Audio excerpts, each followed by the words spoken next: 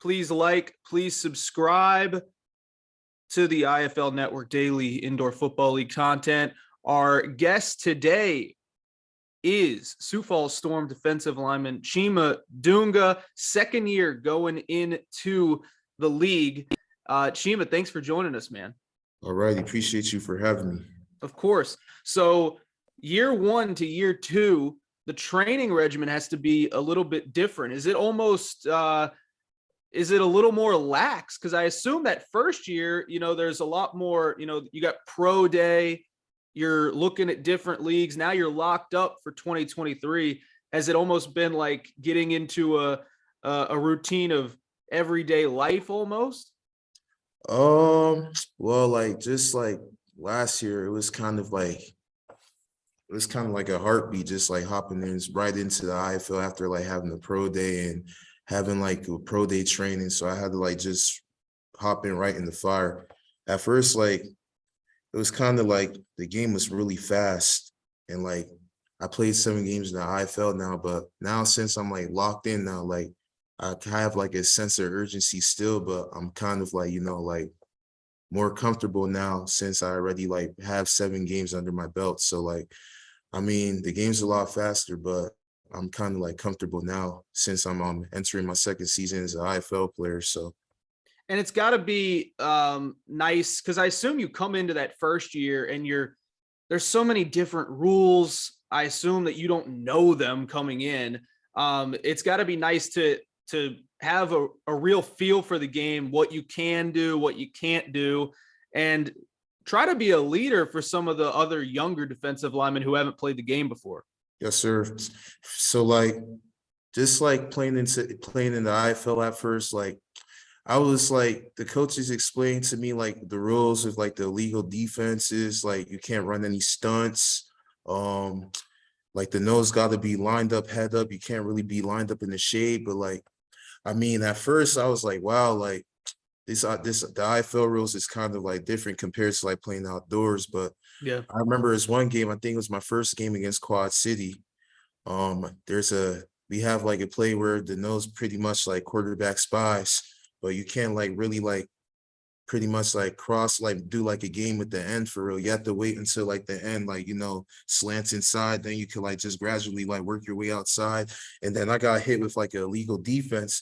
And I was like, what? How's that illegal defense? I never ran the stunt with the end. And I was out there arguing with the refs. And I was like, damn, like this IFL rules is kind of wild. I definitely got to buckle down and, tighten up and learn these rules because like, I seen it, like we had a couple kids on the Storm we brought in for our last game against Frisco. We were trying to fight for a playoff shot. And like this is bro's first IFL game. And like I know with like the DBs, you gotta like line up like certain yardage and like certain weight in like the tackle box. And bro kept on getting hit with illegal defense. And I was like, wow, like I mean, I'm not gonna blame it on him as it was his first IFL game. So I mean, yeah, he was just, like thrown into the fire, but that's how it is in this business. Once you get thrown into the fire, you got to be able to adapt. As you try to, keep moving your way up, get back into the outdoor game, how much has it been hard, like getting film, because you have this game where you can't stunt, has that been a challenge for you?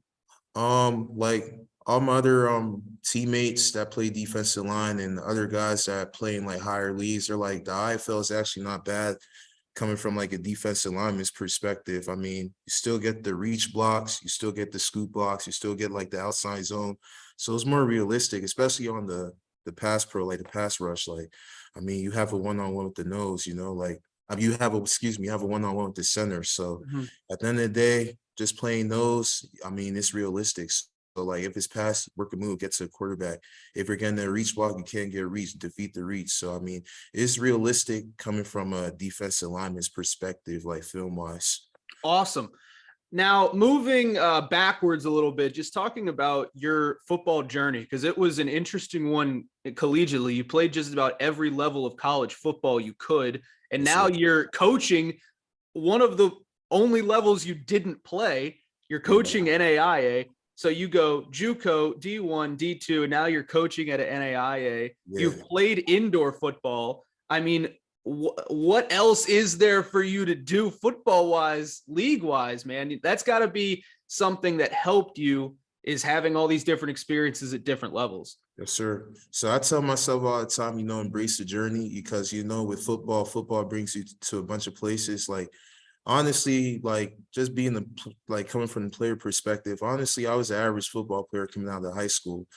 And then when I went to JUCO, I went to Lackawanna. Lackawanna's probably one of the top ranked JUCO powerhouses in the country. Like, we had, like, my last year at Lackawanna 2018, we went 11-0 and we beat Arizona Western in the El Toro Bowl. So that was a pretty good feeling. There's really no JUCO's football programs in the state of Arizona anymore, unfortunately. But I had the opportunity to play at Morgan State. I mean, just playing on the D1 level, you just see the speed of the game, and on the FCS level, there's really dogs on the FCS level too.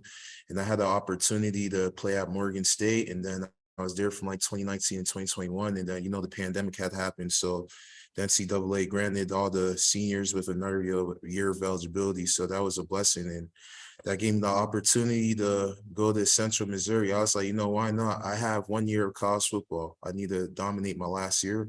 I dropped down to D2 rankings, and I had success on that level at Central Missouri. Central Missouri is probably one of the best Division II football programs in the country, and they play in a really good conference, MIAA. I just wish I had another year on the D2 level, because within 1 year, I really flourished on that D2 level, and I'm just grateful to even have a shot to get a pro day too. Like, there's a lot of guys in my situation that didn't even get a pro day. I had a pro day at Mizzou, and I also had to work out with the Chiefs, which was a blessing too. So, I mean, just going to the IFL is just, a blessing too. I know it's people try to down talk arena, but you'll be surprised. There's a bunch of dogs in the IFL that played in the CFL, the NFL, and you see the XFL just partnered up with the IFL too. So it's definitely about to be a big deal with the IFL and the XFL partnering up. So that really got my attention, and that really just motivated me and gave me more hope to keep on going on this journey. And just coaching at the NAIA level is a blessing too. There's a lot of kids that are pretty good, that just didn't have the opportunity to be recruited by the D1s, the D2s. And if you're playing NAIA football, you really love football. These kids just want to play football. And I'm just thankful to have an opportunity to coach these kids, give these kids hope, because if you're good, somebody's going to find you, take a shot on you. It's all about somebody that's, willing to take a chance on you. And I feel like I'm a part of that testimony too. All I need is just someone to take an opportunity on me, and the Sioux Falls Storm gave me an opportunity. And from there, by God's grace, we'll keep on, going up. So, yeah. Before we get into, you going into your second year, what are you working? You're working on your master's. What is your master's in? I'm getting a master's degree in business administration, MBA program. Awesome, man. So what is the plan for you then? Playing wise, or just master with your degree?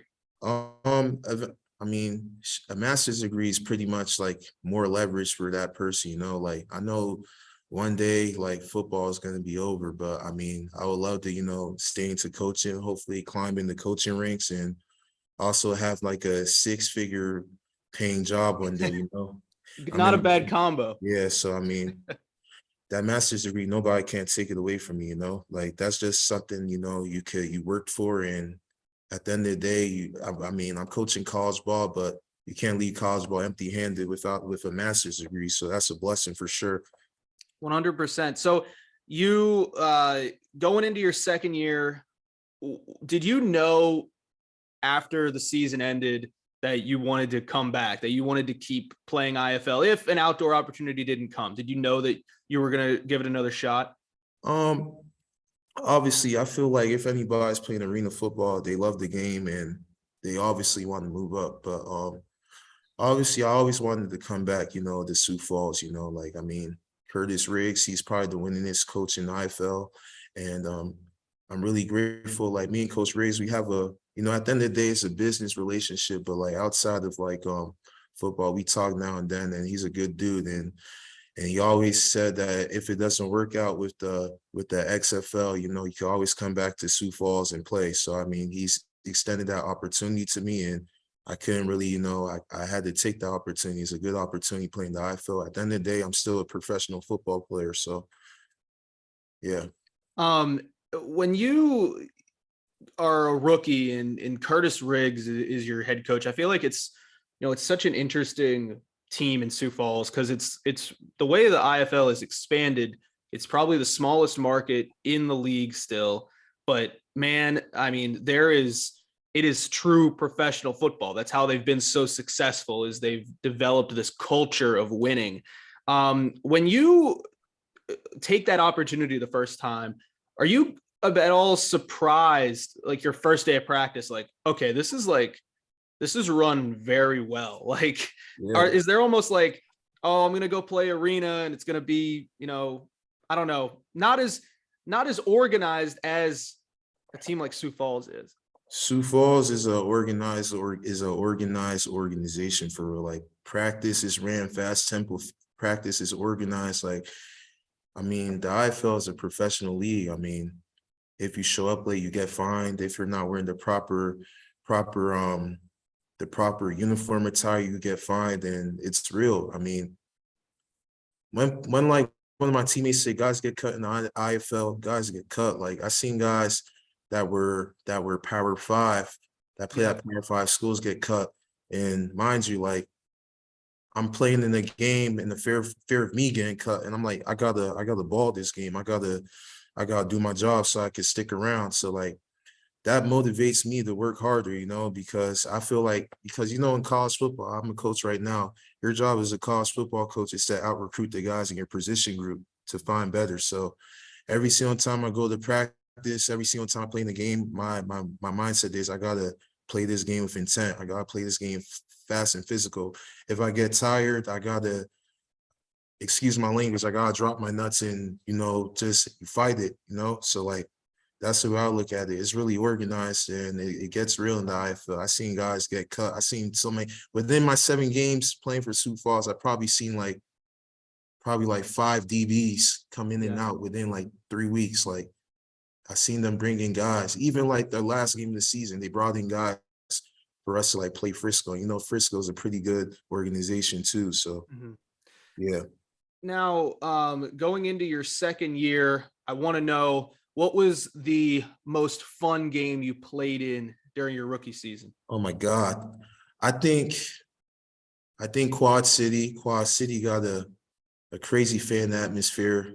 Yeah. And probably Iowa Barnstormers when we were in Mullen, Iowa. Am I pronouncing it right? Yeah. You got it. Yeah, when we were in Mullen, Iowa. You know, Kurt Warner played there, so they got a lot of diehard fans over there in Iowa. And I gotta say, Frisco, man, oh my God, that Frisco game was, mind you, it's like we played Frisco like last game of the season, week 16, and it probably had to be like 105 degrees, and like it was hot in the stadium. Like mind you, like I'm in football condition, but indoors and it's hot, like I was cramping inside. So like it was a really crazy atmosphere, a lot of chaos in that arena for sure. I think I gotta go with Quad City. Quad City got a good fan base. Now that turf is different than like everybody else's turf. Is it like legit? I mean, I know it's not like pellets, but what is, like, do you remember like what it's made of? Because I've always wanted to know that, because it looks Like, different than that. Like it looks real on film. Like, it looks like Yeah. real turf on film. It's regular like arena turf, astro turf, but I Wow. mean, it feels like turf though. But like you can actually get like a good grip on that field, and like you can actually move. Like it's astro turf, but it looks like turf though. But they got some nice turf over there for sure. 100%. Final question, Chima. Just what are you most looking forward to? And then a message to Sioux Falls Storm fans, IFL fans, as you head into your second year, hopefully your first full year in the IFL. I'm really excited, you know. I look at this as an opportunity, like everything like this, opportunity like this. I look at it as like a, you know, like a business opportunity. I'm gonna go there, do what I have to do, you know, be a good teammate, represent the Sioux Falls Storm IFL organization well, do my job, and play this game of chaos. I want my name to be known in the IFL. Like, I tell myself, like, every day, like, you just gotta keep on going. Like, I'm really here for a business trip. I'm really here to do what I have to do, and hopefully by God's grace, the goal is to move up. But I tell myself each day, I'm in the IFL. I gotta treat this like my NFL. I gotta treat this like my NFL, my mind state. So, like, I'm just trying to do what I have to do, and hopefully go to United Bowl championship and get Coach Riggs and the IFL owners a championship. And the way you think about it is, I think about this like JUCO, like everybody's going in JUCO to get out, to go to a 4-year school, to go to a D1 school, to get out. And I'm using this with a JUCO mindset. My goal is to get out. So I'm really excited, and I'm hoping for the best this season. I think it's a great mindset to have, man. Chima Dunga, defensive lineman, Sioux Falls Storm, entering his second year. Make sure to like and subscribe for more daily Indoor Football League content. Chima, thank you so much, man. All right. Appreciate you for having me, boss.